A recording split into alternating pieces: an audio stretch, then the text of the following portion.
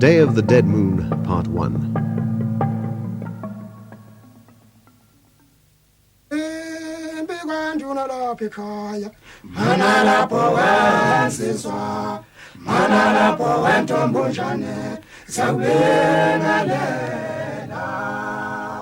There has never been a time when the history of the Zulu people has been more relevant than it is at present, and that the Zulu people should be asserting themselves politically in these momentous days in which we live is, in my view, a function of their history. The Anglo-Zulu War of 1879 came about for various complicated reasons. Every major political force that was operating in this country during the last quarter of the last century impinges upon this campaign. It may come as a surprise to someone looking at the reasons for the Zulu War to find that these forces are alive and well in South Africa today, and indeed are likely to influence our politics for many years to come. Why is there so much interest in the Zulu War of 1879? Why is it that so much has been written about this insignificant little campaign that was fought in an economically insignificant territory adjacent to a remote and almost irrelevant British colony? Why is it that so many thousands of people from all over the world take the trouble to visit these faraway places, which are not really on the way to anywhere? The answers to these questions are, I believe, embodied in the fact that the battle that we're going to discuss, the Battle of Isandlwana, constituted the greatest defeat that Britain was ever to suffer in her entire colonial history. And as the British High Commissioner, Sir Bartle Frere, afterwards said, this defeat was inflicted almost with impunity by this bunch of savages, as he called them, armed with sticks. But it wasn't just the Battle of Isandlwana that attracted all this attention. At a little mission station just up the road from where we live, at a place called Rorke's Drift, a brave little band of British soldiers holds out all night against an immense Zulu attack. There were more Victoria Crosses awarded for valor at Rorke's Drift than in any other battle in history. And a few hundred yards from our lodge, 2 officers died in an attempt to save the Queen's colour of their regiment and become the first men in history to earn posthumous Victoria Crosses, all on the same day. It's almost unbelievable. As one author has put it, the 22nd of January 1879 reads like a great Shakespearean tragedy. It opens with the disaster at Isandlwana and closes with the restoration of British military honour at Rorke's Drift. The 22nd of January was but one day in the saga of a campaign which went on to become punctuated with defeats and disasters. In the north of the territory, a company of the 80th Regiment under Captain Moriarty was massacred, most of the men in their nightshirts, in the pre-dawn mist on the banks of a flooded river at Intombe Drift. Evelyn Wood's column suffered a severe mauling on the Sloban Mountain before the British victory at Kambula the next day in what was to be the turning point of the war. And while all this was going on in the north, the coastal column under Colonel Pearson was besieged by the Zulus for several weeks.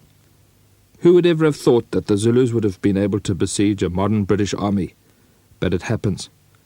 And as if this wasn't enough, who should die whilst out on a patrol with the British but the Prince Imperial of France?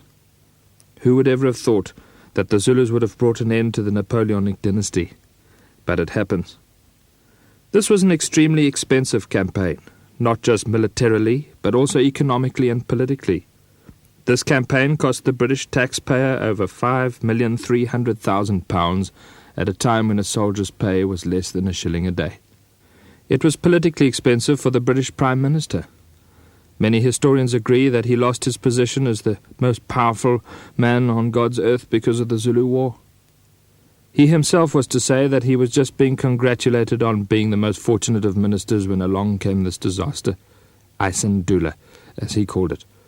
Who would ever have thought that the Zulus would bring about a change in the British government, and that Disraeli would be replaced by the grand old man, William Ewart Gladstone?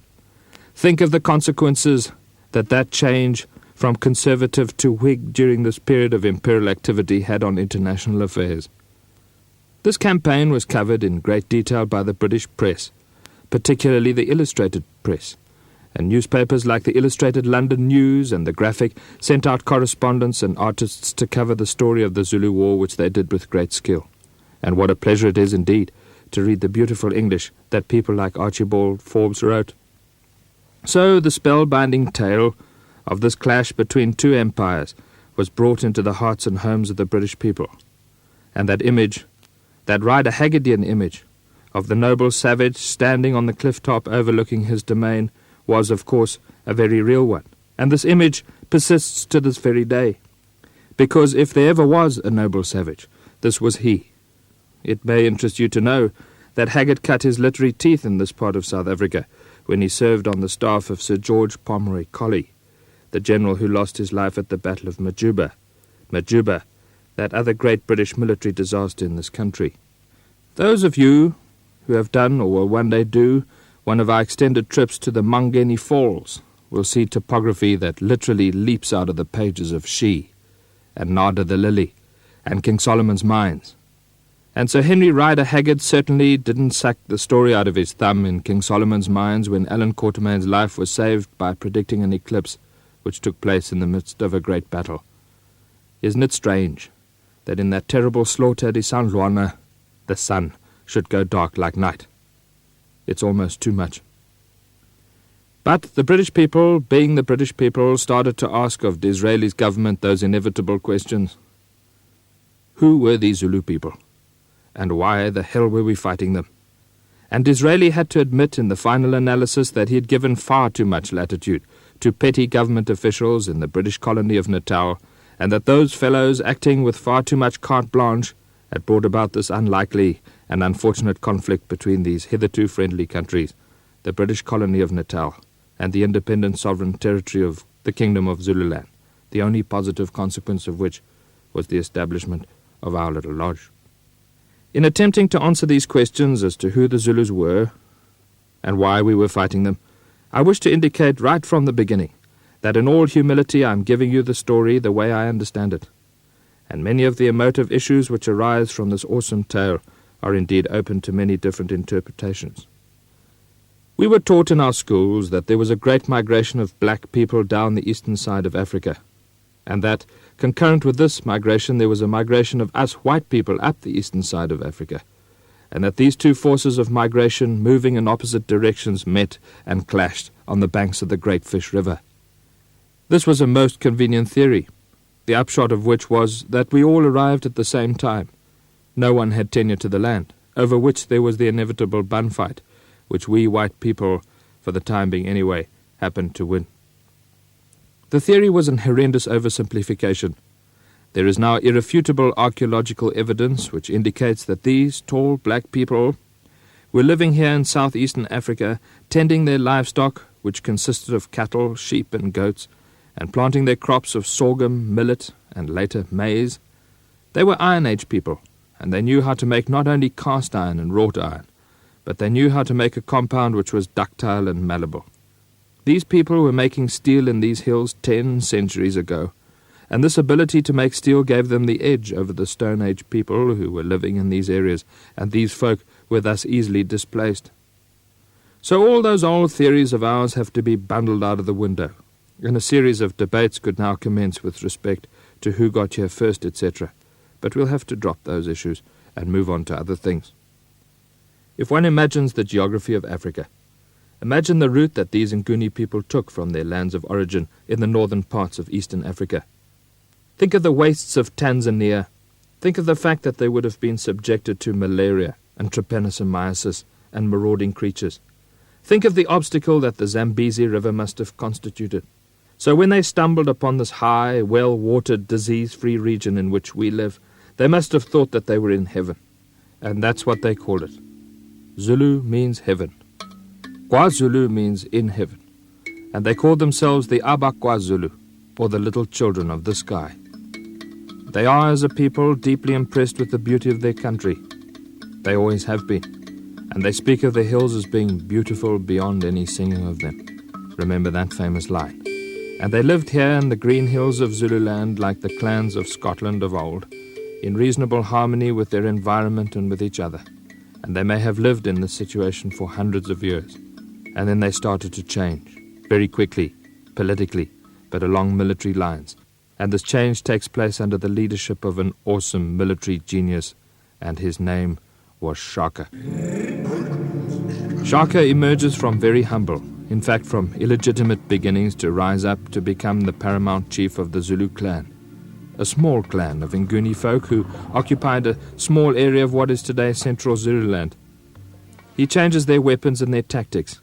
He urges them to beat their long, thin throwing spears into one single broad-bladed assegai, and training them to attack with the famous horns of the buffalo, the impondo formation with two flanking horns to preclude one's enemy escaping, just like Hannibal did at Cannae. Shaka fell upon his neighbouring clans, and he built a tribe. And with this powerful, disciplined tribe, he fell upon neighbouring tribes, and he built a nation. And with this huge, powerful nation, he fell upon other nations, and he built an empire. And while Napoleon was on the rampage in Europe, we had our own black Napoleon here in southern Africa, and it is true to say that there was a word that was a quiver on the lips of every person who was not a Zulu, and that word was Shaka.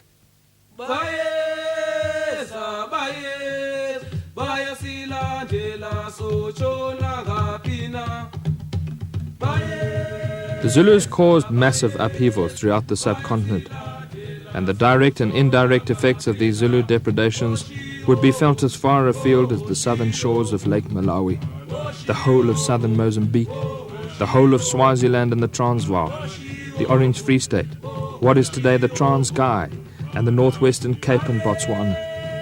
A little town on the Zambezi River and the Caprivi Strip in Namibia has a Zulu name, Katima Mulilo, the place where the sacred fire fell into the water and was extinguished. The Zulus fell upon their neighbours, often displacing them, and these displaced tribes fell upon their neighbours. And a massive knock-on takes place with nation falling upon nation, and this ripple of violence had Shaka and his Zulus at its epicenter. This period in our history is known as the Mfecane. The Zulus fall upon the Amangwane people who lived along the upper reaches of this Buffalo River. Many of the Amangwane women and children and cattle were assimilated into the growing Zulu nation. But the men, a military nation in their own right, were displaced, and they fell upon their neighbours, the Amahlubi, who lived in the lee of the Drakensberg escarpment. And they did to the Amahlubi what the Zulus had just done to them. And the Amahlubi men, thus displaced, fell upon the Batlokwa. And the Batlokwa fell upon the Bakwenye. And they in turn fell upon the Bogotlong up in the northwestern Cape. And they in turn fell upon the Batlaping in the present-day Botswana. Right from the beginning, it would be well to contemplate the startling fact that the Zulus were really only an imperial force for 63 years. Shaka made them into a nation, and the British broke them. Shaka becomes paramount chief of the Zulus in 1816, and the British destroyed this empire at the Battle of Ulundi on the 4th of July, 1879. 63 years. Less than a healthy human lifespan. That's how long it lasted. There is that lovely but tragic image of a little huddle of old Zulu folk standing on top of that sacred Mtonjanene mountain looking down into the Valley of the Kings, watching Lord Chelmsford's great hollow square creeping out across the Mhlabatini plain for that last, awful, ritual battle of Ulundi, which was to smash the old Zulu order forever. Those old Zulus had tears streaming down their craggy faces. They could remember the days before the Zulus were even a nation. We actually know a great deal about the early history of our country. The South African coastline was quite well known to the ancient Portuguese mariners. One sees it appearing on Portuguese maritime charts halfway through the 15th century. They referred to the interior as Terros dos Fumos, the land of smoke, and one sees our coastline appearing on these marvellous charts with paintings of smoke in the interior. In 1497, that intrepid explorer Vasco da Gama rounded the Cabo de Boa Esperanza, the Cape of Good Hope, in his little caravel. He anchored this little vessel on Christmas Day of that year off an exquisitely beautiful natural harbour. Struck with the beauty of this place, and the fact that it was Christmas, he called it Natal, in commemoration of the birth of Christ. Hundreds of years later, in 1824, a motley little crew of British expatriates found themselves marooned on a sandbar in that exquisite bay. These are famous figures in our country's history, and you will find their names given to streets in our towns and cities. Lieutenant Farewell and Lieutenant King. And remember that little boy who had a shock of red hair who was to walk 600 miles to Portuguese East Africa and back to get medicines for King who was ailing. They called him John Ross. And the most noteworthy of all these men was a highly intelligent, compassionate fellow by the name of Henry Francis Finn. Finn, like Rudyard Kipling's Elephant's Child, was filled with an insatiable curiosity, and he was resolved to journey from Port Natal into the terra incognita to the north to make contact with this mystical king, King Shaka of the Zulus. And Shaka and Finn become friends. In fact, a marvelous friendship developed between these two men, both men equally interested in each other, wallowing in each other's mutually exclusive areas of expertise. And it is a great shame that the relationship between Finn and Shaka could not have been important for the relationship between black and white people in the world. Finn kept a diary. What a lovely story. The diary of Henry Francis Finn. And it gives us a marvelous insight into the heart and soul of Shaka, king of the Zulus.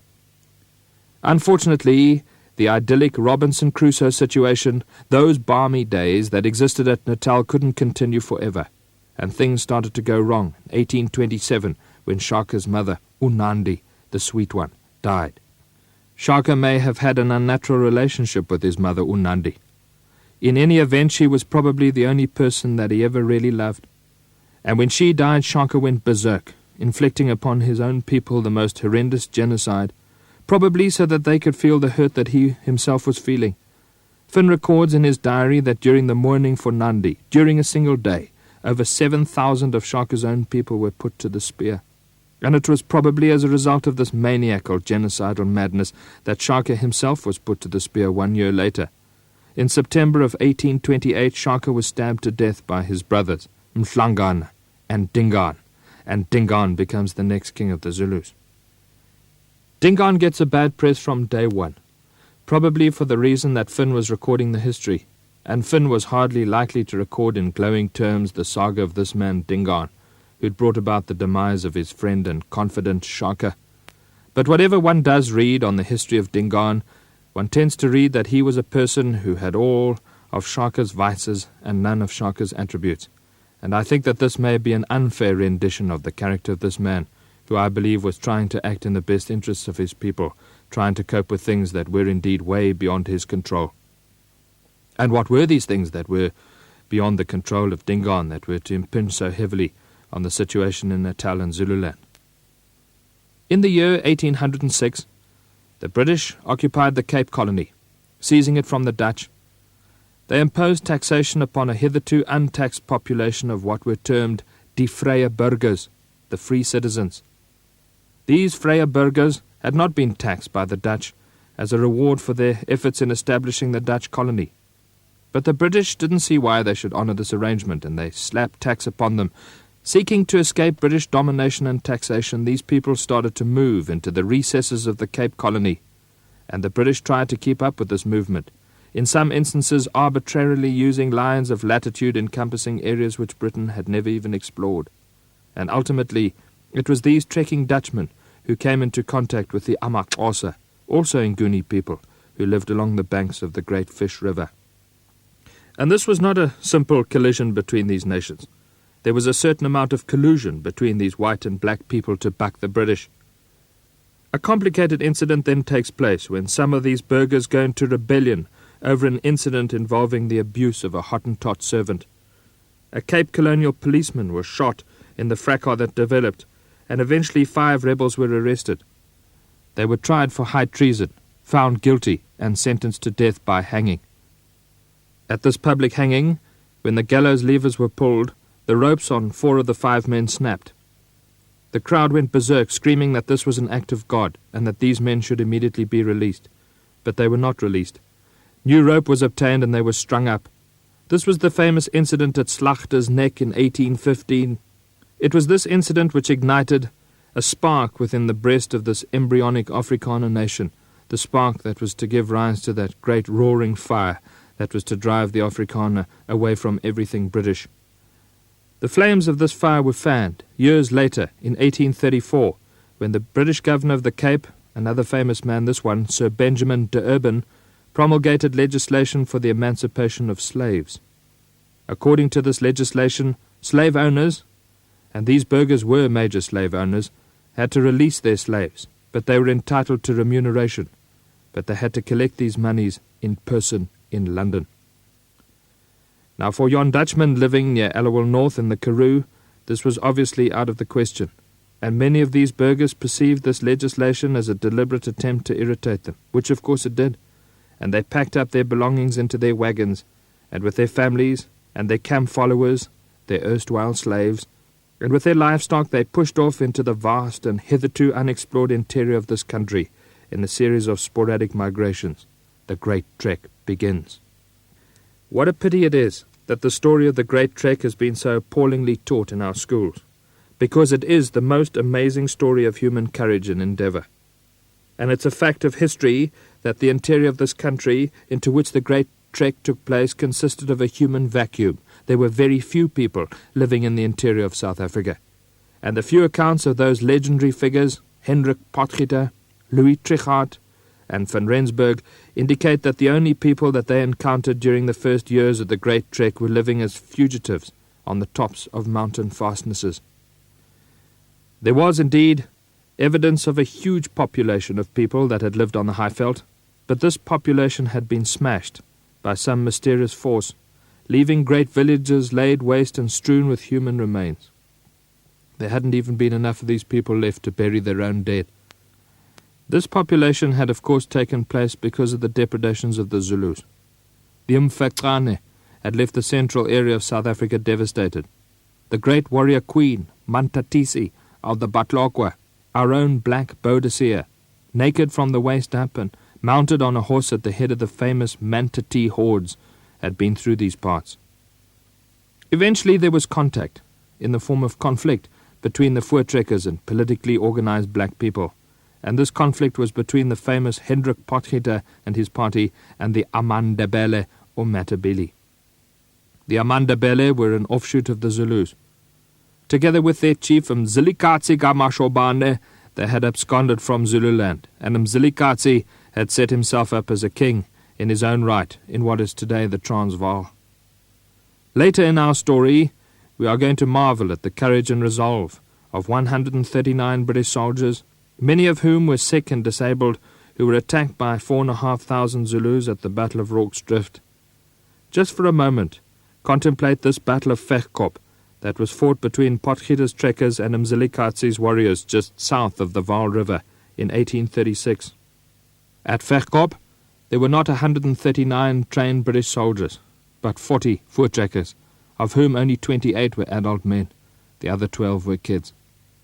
And they were not armed with modern breech-loading Martini Henry rifles, but with muzzle-loading muskets. And they were not set upon by 4,500 Zulus, but by, some say, 9,000 Matabele. And not only did they beat off that attack, but they succeeded in killing those warriors by the 100, and only 2 of those burghers lost their lives.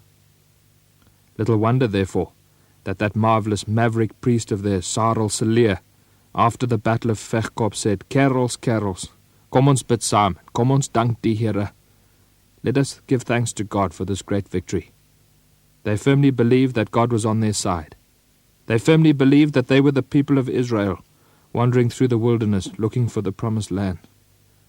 Oh, and it might interest you to know that there was a little boy in that lager at Vegkop, who that day was to leave his mark on this country's history, in that he was to start a military career that was to culminate in a huge event.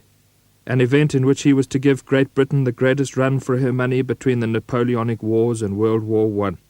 He was 11 years of age. He was busy stoking up and handing out firearms to his father's generation. That little boy was to grow into a man at the head of his 22,500 strong force of Boers. He was to keep 450,000 British soldiers busy in this country. His name was Stephanus Johannes Paulus Kruger, Paul Kruger, later to become president van die Suid-Afrikaanse Republiek. But that's another long story. Although some sources suggest that the Zulus for the time being remained oblivious to the defeat of Mzilikatsi, I believe that the news of the Battle of Vegkop flew from hilltop to hilltop, and in due course fell upon the ears of one Dingaan, king of the Zulus, who lived in an exquisite situation called Mgungundlovo, the secret meeting place of the elephant in the Valley of the Kings. And I believe that Dingaan was terrified of these Voortrekkers long before he ever clapped eyes on one, and that essentially is the backdrop to what then happened to Pieter Retief. Piet Retief, A trekker leader from the Eastern Cape Colony had shown interest in Natal after the Commissie Trek reported Natal to be a veritable land of Canaan. Retief and a small group of trekkers had come over the Drakensberg Mountains late in 1837 and had struck out across the depopulated territories of northern Natal. He had had an audience with Dingaan, during which he had asked for a grant of some of this depopulated territory. The request came at a difficult time. 700 Zulu cattle had just been stolen by men in European clothing. The trekkers were adamant that they had been stolen by a recalcitrant Tlokwa chief called Sikonyela, and the Zulu king parries Retief's request for land by insisting that the Boers prove their credentials by going into the area of the present-day Eastern Orange Free State and recapturing the 700 stolen stock from Sikonyela, and they were told to repatriate them to Zululand. This was quite an errand, from Zululand to the Free State. Retief had had some indirect contact with Sikonyela before, and he captured Sikonyela in the most interesting, novel, and legendary way. "Hello, Sikonyela," he said. "We have got some new bracelets for you. Please extend your forearms to receive them." Out went the forearms, and snap, on went the handcuffs. So Sikonyela was easily captured, and the cattle were thus easily appropriated. For all his sins, and one is led to believe that Retief was an arrogant man, he was also a compassionate man. Many of them were, and he released Sikonyela. This was a terrible error from Retief's point of view, because Zulu spies were already reporting back to their king that these Amabunu, these Boers, were gifted with supernatural powers. They had, after all, captured this powerful chief Sikonyela without a drop of blood being spilled and without a shot being fired. They must be Abatagati. They must be wizards. And hereafter one finds reference to the Boers in the early Zulu history as being Abatagati, or wizards. Secondly, these Abatagati, the king was told, had now conferred in private with Sikonyela, and as a result of this conference Sikonyela had been freed. Dingaan was now not only fearful of the Boers, but suspicious of them, suspecting them of duplicity. Dangerous emotions indeed, as we shall see. Retief now comes over the Drakensberg Mountains with all his wagons and livestock, and with the Boer old men, women and children. They slide over precipitous mountain passes using their skilpad remschooner brakes, one of which I have on the veranda of our little lodge. This was a premature move. He ensconced the Boer families in great lagers in the Natal Midlands, at places that were to become household names in this country's history: Blokrans and Weenen, the place of weeping. Retief strikes out across northern Natal with the 700 cattle, accompanied by 70 of his retainers, and triumphantly he hands them over to the Zulu king, who receives them with apparent alacrity. We believe, however, that Dingaan was perplexed as to what to do next. He had secretly been hoping that Retief would have been bumped off by this powerful chief Sikonyela, and this hadn't happened. He kept Retief on a string for a couple of days, during which period Retief showed signs of impatience. We know a bit about this once again because of a man who kept a diary. This time the diary keeper was a missionary, a man called Francis Owen, of the London Missionary Society. He was stationed at Mgungundlovu. Owen's diary is one of the most important documents in the history of this country, because it describes these heady events that were to shape the destiny of our beloved country. Owen's diary was lost to history for a while, and it was only recently recovered. It was found lying in the bottom of a cardboard box in the offices of the London Missionary Society in London in 1922. Owen tells us that eventually an agreement was reached between the trekker leader and the Zulu king. The agreement was drawn up and took the form of a treaty to which Dingaan affixed his mark. Dingaan was of course illiterate, and one is left contemplating what sort of skullduggery was going on here. In any event, the document was signed and sealed, and safely in a pouch attached to Retief's person. Retief and party were saddling up and preparing to leave Mgungundlovu. It was the morning of the 6th of February, 1838. And as they were preparing to leave, Dingaan sent his emissaries to invite Retief and party into the great cattle kraal at Mgungundlovu to attend some dancing and feasting which were to have been a celebration for the reaching of this agreement. "Please, Mr. Retief," the Boer leader was told, "leave your guns and your horses outside. It's not the Zulu custom to dance with the horses and the guns around us," with which instructions Retief complied.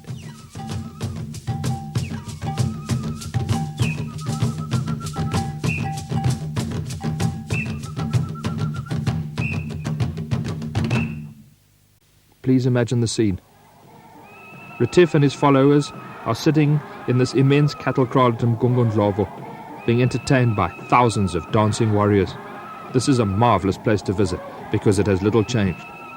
Suddenly, in the midst of all these proceedings, Dingaan, who was a big fat man, but surprisingly agile despite his corpulence, leapt to his feet, and he shouted a shout that has reverberated through the ears of Afrikanerdom ever since.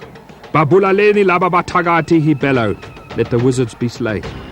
And with that, the warriors pounced on Piet Retief and party. They bound them up with leather thongs, and they dragged them out of the cattle kraal, across the little Mkumbani stream, and up onto the slopes of the hill of execution, where the unfortunate Retief was made to sit on a rock, while all his people, including his own teenage son, were executed in front of him before he himself was executed. And because they were abatagati in the eyes of the Zulus, many of them had to die the wizard's way. They were impaled by having huge sharpened stakes driven up their rectums before being clubbed to death. And a huge Zulu impi was immediately dispatched from Mgungundlovo out into the Midlands of Natal, and in the most horrendous night of slaughter in this country's history, 531 of those helpless souls were put to the spear at Blokrans and Wienen.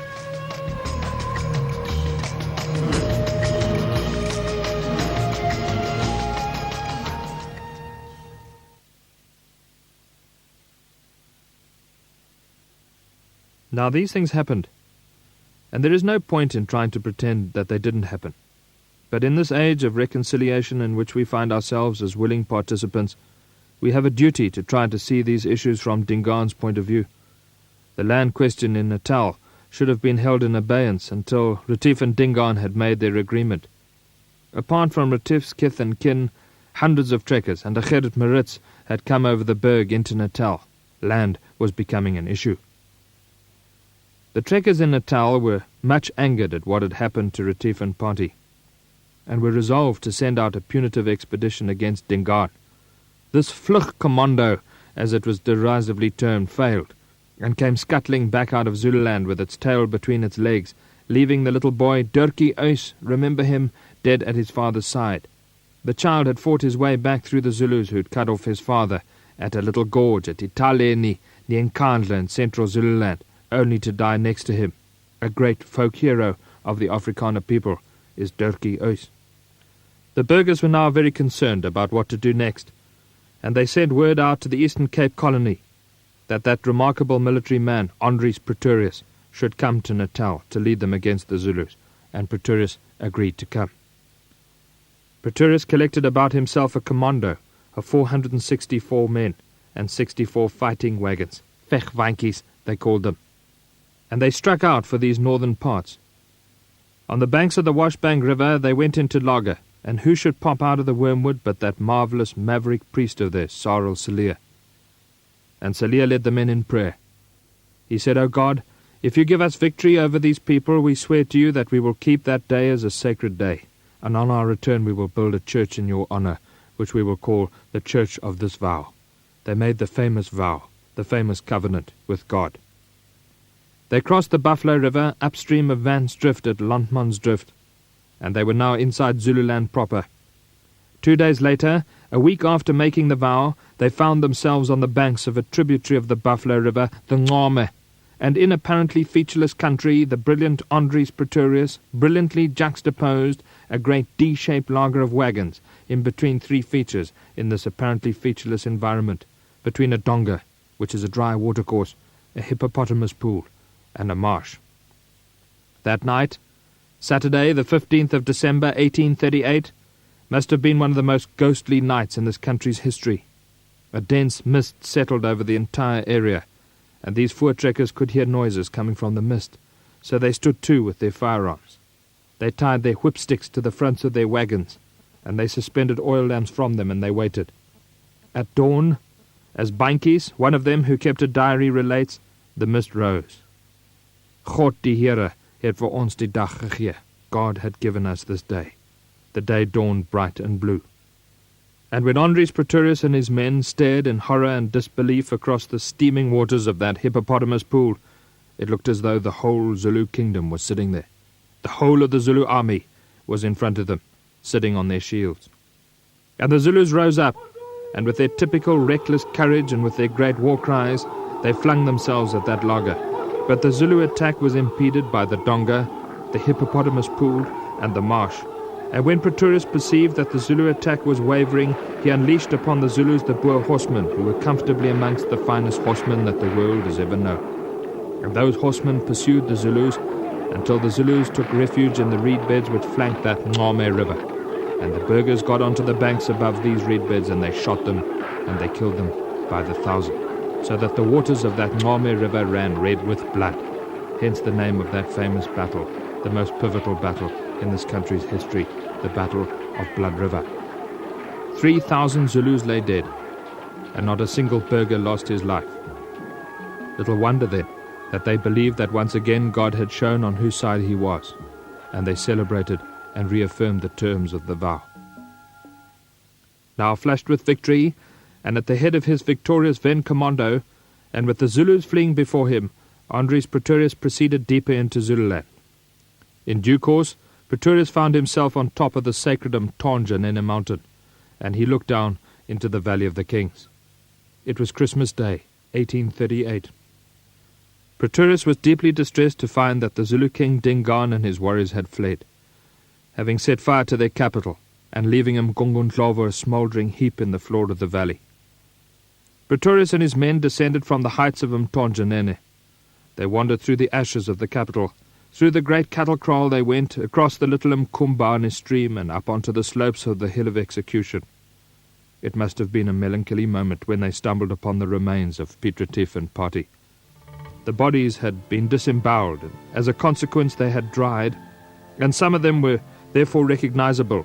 The impaling sticks in some instances were still sticking out of their skeletons, leaving little doubt as to the fate that they had suffered. Pretorius claimed that he recognized the body of Retief, and he claimed, and this may indeed be a fraudulent claim, that adhering to this body he found a leather pouch, and this pouch, he said, contained a document, and the document was a treaty, and the treaty embodied a land grant which ceded the whole territory of what was later to become Natal to the trekkers. Whether this treaty was fraudulent or not was for the time being irrelevant. Might was right, certainly if you were Andries Pretorius that day. Immediately a pact started to form between Andries Pretorius and Mpande, Dingaan's brother. The gist of the pact was that if Mpande's supporters and those of Pretorius combined and defeated Dingaan, Mpande would be acknowledged as the new king of the Zulus. This is, in effect, what happened. Dingaan was defeated, and having been much assisted by the Boers, Mpande was installed as the next king of the Zulus, and was actually crowned by Andries Pretorius himself. Thereafter followed an era of peace. For 32 years, the duration of the reign of Mpande, there was peace. And the Afrikaner and the Zulu lived cheek by jowl in these remote areas, in the recent shadow of all these cataclysmic events, in relative peace. But there were storm clouds gathering. Almost as a quid pro quo for all the help that they had given the Zulus of Mpande, an incursion of Burghers takes place into a wedge of territory between the Buffalo River and the Blood River. Many Zulus objected to this incursion, and the Zulu king was in a most invidious position, having been installed by the Boers as king. There was ultimately an almost de facto recognition of this disputed territory, but the boundaries were ill-defined, and this territory was to become the source of much unhappiness later on. The Boers started to stream into this territory where their tenure was debatable, and eventually huge pressure was exerted against the region's ill-defined borders. One may well be asking the question, why should the Boers show any interest in this disputed territory? They had, after all, just acquired the whole territory of Natal, and there should have been more than enough land to satisfy their needs. There is a very good answer to that question. Isn't it interesting to contemplate that on the very day that Andries Pretorius defeated the Zulus at Blood River, that is, the 16th of December 1838, who should land at Port Natal claiming it to be their possession but the British? The British were now showing an interest. They said that the area around the port had been granted to Henry Francis Finn, King, Saunders and party, and to Captain Allen Gardner by Kings Shaka and Dingaan respectively in undisputed land grants. These men had, at some stage of their lives, been British citizens, and therein lay the claim. The voortrekkers in Natal thereby found themselves squarely back to square one, under the yoke of British jurisdiction, and in order to escape this they streamed into this disputed territory. The shouts of protest from the Zulus grew louder, and a man who objected more than most was one of Mpande's sons, Cetshwayo, the slandered one. Cetshwayo was a very striking man physically. He was a tall, good-looking man, of the Shakan type. He was a highly intelligent, somewhat belligerent leader who wanted to see his people resuscitated to become the great military nation that they had been during the life and times of his uncle Shaka. He was at loggerheads with his father, whom he considered to be useless and laissez-faire over his inability to object to this incursion of burghers into this disputed territory, and he failed to appreciate the invidious position Mpande was in. He also saw himself as the heir apparent to the Zulu throne. The Zulu system of succession is complicated, and doesn't simply rest on the principle of primogeniture like it does in our cultures. A king or leader, on being perceived by his ibandla or council to be growing old and frail, would be prevailed upon to nominate his heir from any of his sons. In 1856, Mpande was placed under pressure to indicate with which of his sons his support lay.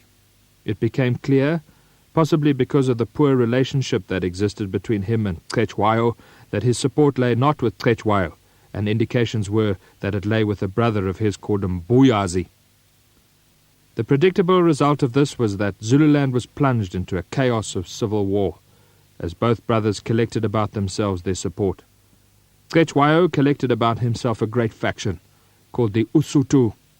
Mbuyazi's supporters were known as the isiXhosa, and these factions got at each other's throats in a civil war which culminated in one of the bloodiest battles that has ever been fought on African soil, the Battle of Indonda Kuzuka, which was fought on the 2nd of December 1856. This conflict left Mbuyazi and between 20 and 30,000 of his supporters dead on the slopes of that Indonda Kuzuka mountain. The upshot of this was that Cetshwayo was the obvious heir apparent to the Zulu throne, despite claims made by other sons of Mpande, who were living in a state of exile outside the Zulu territory. But Mpande, who'd been perceived to be old and frail in 1856, lived on, and eventually perished as a man of great age in 1872. He was also a man of immense physical proportions. At the time of his death, he may have weighed 550 pounds. Mpande was dead, and Cetshwayo was duly installed as king of the Zulus. He commenced building himself a new capital, and he called it Ulundi, or Ondini, on the high place. The Zulus have always been politically astute people, and Cetshwayo was particularly fortunate in having the services of a particularly astute prime minister. This was Mnyamana Gangqengelele Buthelezi, great-grandfather of Mangosuthu Buthelezi. Mnyamana and Cetshwayo came to the conclusion that they had much in common with their friends the British, who were now administering the British colony of Natal from Pietermaritzburg. And what they had in common, of course, was the fact that they didn't cherish the presence of those burghers in that disputed territory. They reasoned that it was essential to get the British to recognize Cetshwayo's ascension to the Zulu throne. An official in the Natal colonial government, Theophilus Shepstone, the Secretary for Native Affairs, leapt at this opportunity. Shepstone, famous figure in South African history, loved playing God with the natives, as it were. And without the sanction of the central British government, and without the blessing of the great white Queen, Queen Victoria, who at that time had no idea who the Zulus were, or where Zululand was, he strung together an entourage, and in 1873 he crossed the Tugela River with his expedition. He was going to crown Cetshwayo king on behalf of the great white Queen. The Zulus, according to good Zulu custom, ended up keeping Shepstone waiting in the drizzle on the Umtonjanene heights for 16 days because of the death of the great Induna Msipula. But eventually a thoroughly damned Shepstone was invited to perform the coronation ceremony, and in a totally laughable ceremony, a cardboard and tinsel crown was placed on the head of the king of the Zulus, and a cheap fabric cloak was placed about his shoulders, and the Durban Volunteer Artillery fired a 17-gun salute, which was inappropriate. Royalty demands 21. Even an ambassador demands 19. But I suppose Shepstone's party didn't think it really mattered. Perhaps they thought that Cetshwayo would not be able to count. To add insult to injury, Shepstone then insisted, as a quid pro quo for all the trouble that he had taken in bringing about this coronation, that Cetshwayo repeat after him a series of promises as to how he was going to conduct himself as the new monarch.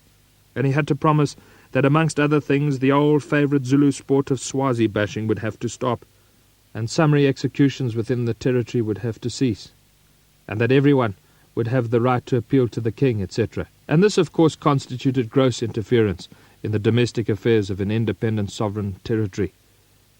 But in order to save the day, he made his coronation promises, and we will see how important these were to be. Shepstone returned to put on some dry clothes, and things bumbled along for a while, after which there was a knock on Shepstone's door. The Zulus were asking Shepstone for British support with respect to their claims to that disputed territory, and Shepstone made another diplomatic faux pas by indicating that his unequivocal support lay with the Zulu claim to that territory. Nyamana was delighted, and took the news back to Cetshwayo the king, who was equally delighted. I believe that the natural alliance in the whole saga is one between the British and the Zulus to expel the Boers from that disputed territory, but it was not to be, because at this pivotal juncture Benjamin Disraeli's Conservative government started to take a proactive interest in what was happening here in southeastern Africa. Disraeli had a very famous cabinet minister, Lord Carnarvon, who was his Secretary of State for Colonies. Carnarvon was a great confederationist and had successfully forged the Confederation of Canada in the late 1860s. His son, the 5th Earl, was to fund the expedition to Egypt which found the tomb of Tutankhamun. Carnarvon was now presented with the South African situation, which in the mid-1870s was just as complicated as it has ever been. What particularly impressed Carnarvon were these matters.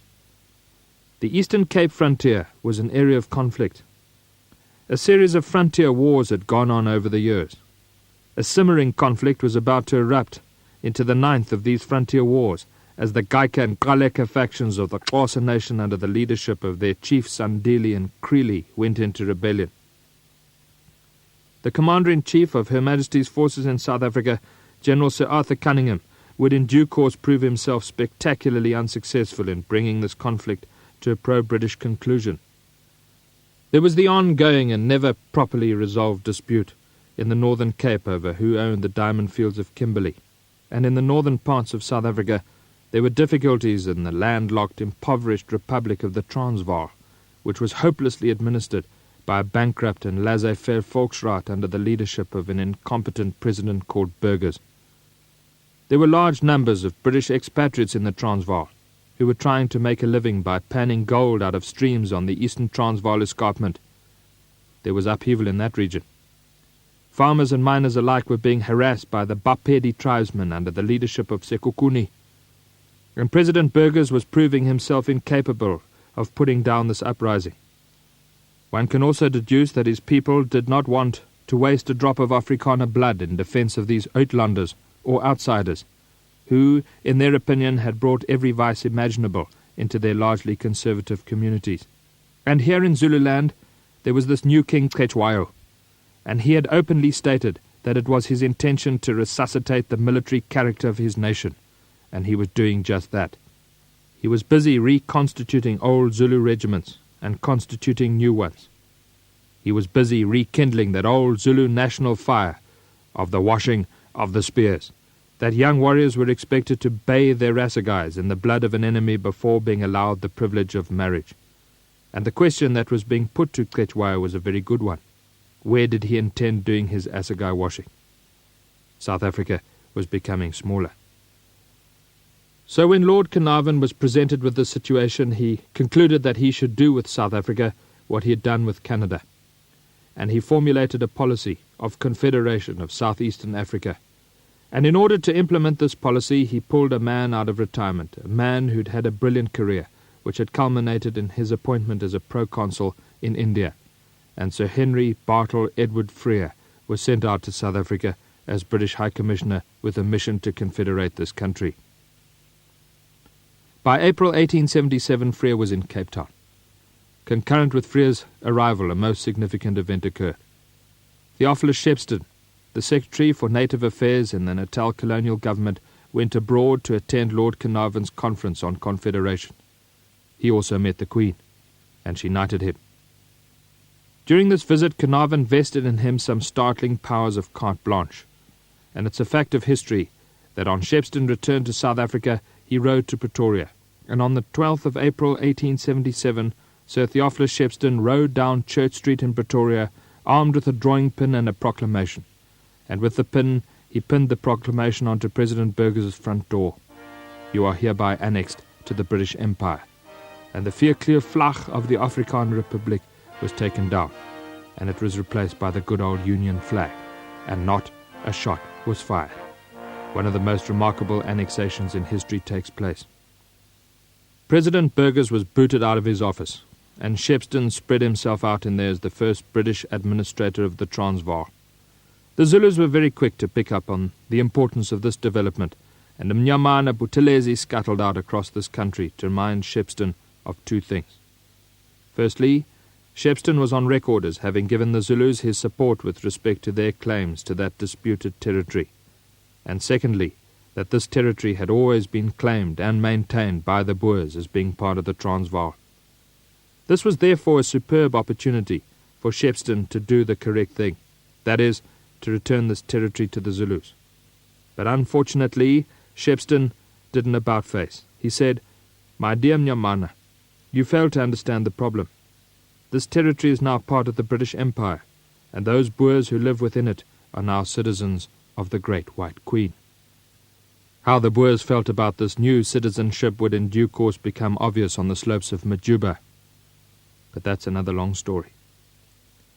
Mnyamana was greatly distressed and disappointed, and he took the news back to Cetshwayo, who was equally disappointed. But there is always someone who comes out of the story quite well. This time he was the Lieutenant Governor of Natal, Sir Henry Bulwer.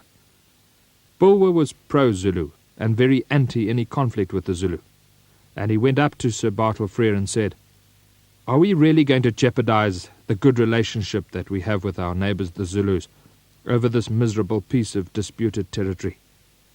Why don't we set up a proper legalized commission to examine exactly who has tenure to this land, and let's get the British and the Boers and the Zulus all to agree in advance to abide by the findings of this commission, whatever the findings may be."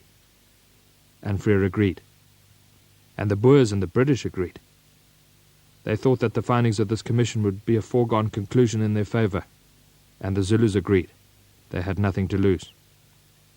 The commission sat at Rorke's Drift, a mission station that few people had ever heard of, in March 1878, and it sat for 5 weeks.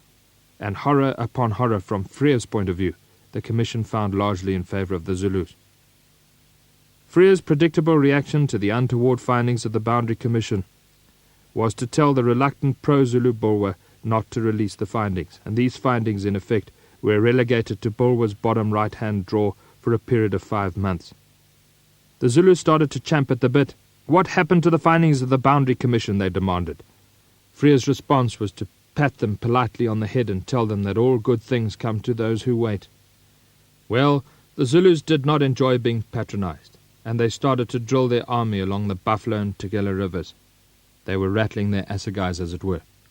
And Frere seized this opportunity to paint a picture of the Zulu king to Carnarvon's successor in London, Sir Michael Hicks Beach, who, as it happened, was more of a pacifist and less interested in African affairs than his predecessor had been, as a bloodthirsty tyrant, who was poised, together with his celibate man-slaying gladiators, on the Natal border, ready to sweep everything civilized and British into the sea.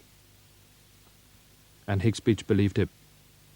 And Hicks Beach gave him carte blanche to act as he thought proper, though he cautioned him, advising him not to go to war with the Zulu. The British were busy with another war at the same time in Afghanistan, and it was thought to be inconvenient to the Crown to have 2 such campaigns going on simultaneously. Here in South Africa, Frere now had the carte blanche that he needed. He also noted with some degree of satisfaction that inefficient Commander Cunningham had been replaced by a man who was showing much more military promise. His name was Thesiger, Frederick Augustus Thesiger. He was a Major General, promoted to become Lieutenant General, and promoted to become the new Commander-in-Chief of Her Majesty's forces in South Africa. Thesiger took over from Cunningham, and quickly brought the 9th Frontier War to a satisfactorily pro-British conclusion. On the 6th of October 1878, Thesiger's father died, and he thereupon inherited a barony and becomes the 2nd Baron Lord Chelmsford. Freer communicated with him, asking if he thought that he'd be able to subdue the Zulus if a military solution to the Zulu question was found to be the best way to proceed. Chelmsford's reply is famous and often quoted. He said, "My dear Sir Bartle, my only fear is that we won't be able to get them to fight, and we'll have to chase this man, Cetshwayo, into a corner, and we'll have to make him fight." Freer was no doubt convinced that a military solution was not only possible, but the best practical means of proceeding. He was resolved to adopt the following tactic.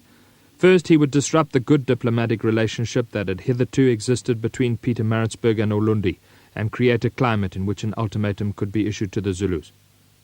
The ultimatum would be a complicated document, but the thrust of it would be that the Zulus would have to disband their army, and if they failed to do that, the British would come and disband it for them. Bulwer, reluctant pro-Zulu Bulwer, was told to complain that Cetshwayo was not adhering to his coronation promises. There had been some summary executions, and indeed this was true. Cetshwayo eventually became irritated with this incessant stream of carping messengers, and he sent a famous retort to Pietermaritzburg. "Go and tell this to the white man, and let him hear it well. Tell the Governor of Natal that he and I are equal. He is the Governor of Natal, and I am the Governor here. Tell him that I have never prescribed to him how he should rule in Natal, and I don't expect him to prescribe to me. Tell him that from now on I'm going to act according to my own account. Tell him that I hear that he says that I have killed some people. Tell him that I have yet to kill. It is the custom of our people, and I shall never depart from it."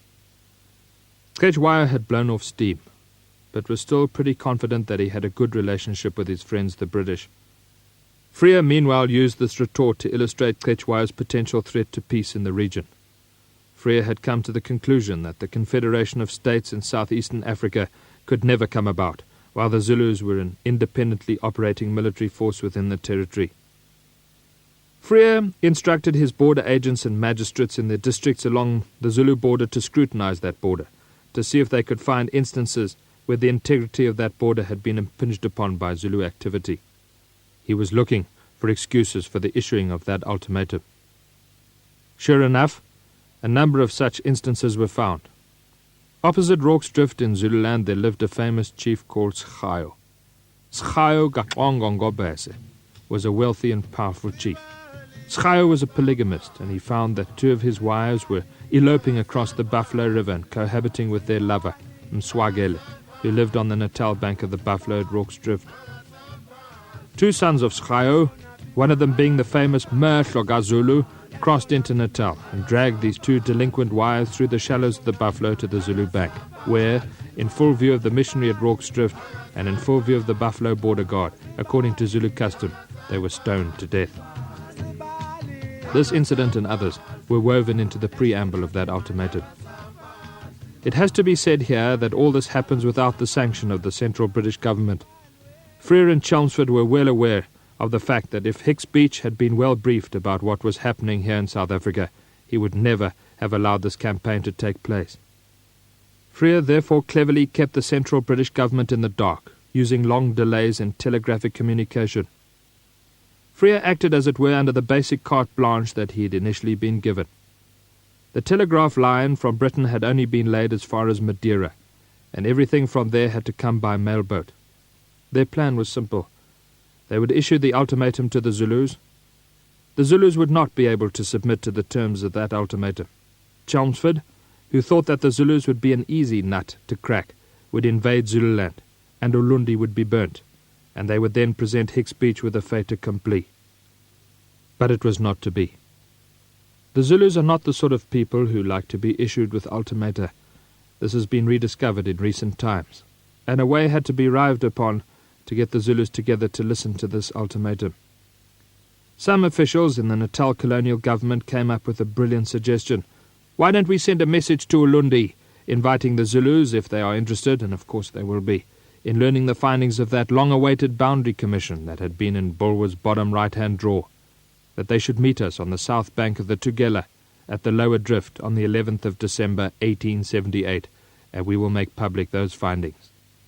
Of course the Zulus were interested, and they came streaming out of the hills with their karosses and with their headrings and with all their dignity, and they squatted down under the shade of a great fig tree.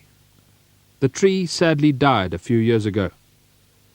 It was a nice place to contemplate the destiny of our beloved country. John Wesley Shepstone, younger brother of Theophilus, read the findings, which were largely in favour of the Zulus. The Zulus were thrilled. Their faith in British justice had been upheld. At lunchtime, oxen were slaughtered, and the Zulu delegation was provided with roast beef. Good British tradition, that. And they were plied with a little grog, no doubt to soften the blow that was coming. After lunch, the Zulus were asked to gather under the tree again. They were told that there was an important announcement to be made. Indeed, there was. The Zulus gathered politely, as is their way, and they settled down. They were thereupon read the British ultimatum. It was a long document. It took an hour and a half to read to the Zulus. They were, of course, expected to commit it to memory, which they did. But the main thrust of it was that they would have to disband their army within 30 days, and if they failed to accomplish this within this prescribed period, the matter would hereafter rest in the hands of His Excellency, the Lieutenant General Lord Chelmsford, Commander-in-Chief of Her Majesty's forces in South Africa. The Zulus were stunned. When the news reached Cetshwayo, he was equally stunned. He was anxious to convey to the Great White Queen that he loved her, and that his people loved the British people. No British person had ever been harmed in any way, or lost any property during his reign. He was perplexed. He couldn't understand why the great House of Britain was intent on falling in on him and his people, and he wanted to know what he had to do to stop this from happening. He asked if this was the way the British Queen behaved towards her subjects. Did she give her children sweets in the morning and a hiding the same afternoon? A clear reference to that ultimatum day. There was also some Churchillian rhetoric. You go and tell the Great White Queen and let her hear this well, that if she is intent on sending her red soldiers against me and my country, she must know, right from the beginning, that my warriors are as numerous as the ants of this earth, and I will eat those red soldiers up. The die was cast.